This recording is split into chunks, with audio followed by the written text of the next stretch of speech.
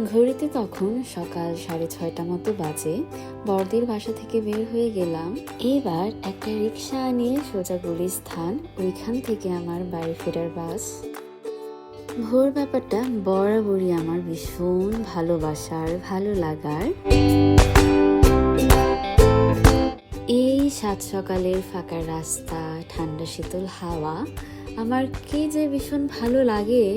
আমার মনে হয় এই পথ যদি আর শেষ না হতো, আমি যদি রিক্সা করে বাড়িতে চলে যেতে পারতাম।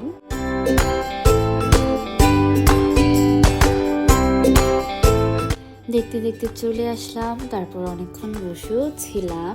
এবার ফাইনালি বাস ছাড়লো, ধরলাম এবার বাড়ির পথ। এবার একটা লম্বা ঘুম দিব, চোখ একদম ঘুমে টানছিল আমার। এটা আমার ভীষণই বাজে অভ্যেস, আর আমি এই অভ্যেসটা থেকে বেরই হতে পারছি না।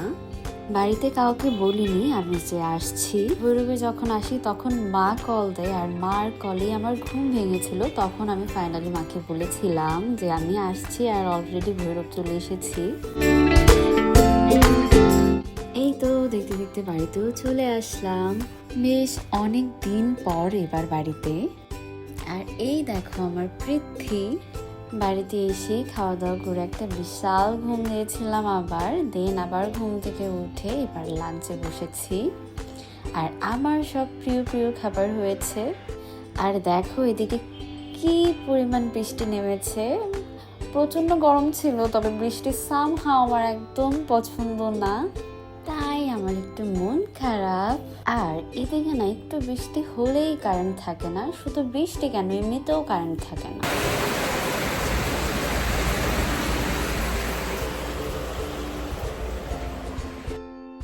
বৃষ্টি থামার পরে ছাদে গিয়েছিলাম।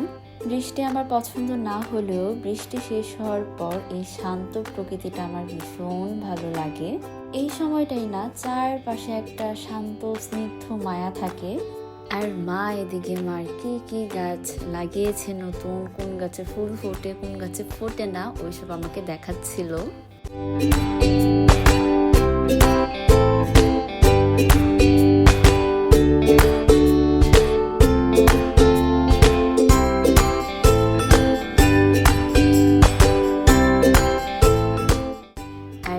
দেখো এই লেবু গাছটাতে অনেকগুলো লেবু হয়েছে, এটাই মা আমাকে দেখাচ্ছিল কোথায় কোথায় লেবু আছে। ওইগুলো কিন্তু সব মার হিসেব করা।